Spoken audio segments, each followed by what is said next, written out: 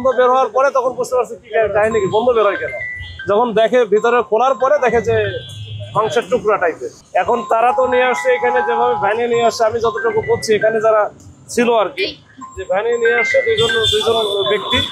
তো এরা মনে করে এখানে তো আবার খাবারও দেয়, খাবারের যে চাল উপরে বিছায় রাখছে, যে চালের ড্রাম, 2টা ড্রাম ওই হিসাব করে তারা রাখছে। এখানে যারা থাকে তারাও তো মোটামুটি বলা যায় এখানে যারা একটু ছিন্নমূলের তারাই কিন্তু এখানে থাকে। তারা দেখছে যে হয়তো বা কোনো একটা কাজে রাখে গেছে, হয়তো 2টা 3টার দিকে হবে। তো এরপরে কিন্তু তারা একটু পরে যখন ওই যে গন্ধটা পাই, গন্ধ বের হওয়ার পরে তখন বুঝতে পারছে কি কাহিনী, কি গন্ধ বের হয় কেন।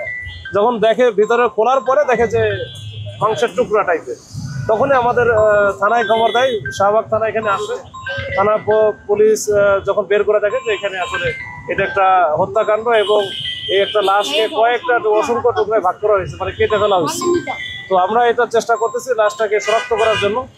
তো এই শনাক্ত করতে পারলে আমাদের হয়তো ইনভেস্টিগেশনটা আমরা অনেক দূর আগাইতে পারবো। আর এর বাইরে আমাদের সিসি ক্যামেরা সহ এখানে প্রত্যক্ষদর্শী যারা আছে সবার সাথে কথা বলতেছি। কথা বলে আমরা আসলে এটা কিভাবে আসলো, কারা নিয়ে আসলো, এটা আমরা চেষ্টা করতেছি যে এটা আমরা পুরো ডিটেলস জিনিসটা উদ্ঘাটন করার জন্য। প্রাথমিক পর্যায়ে আপনারা কোনো পরিচয় এখন মতো শনাক্ত করতে পেরেছেন কিনা?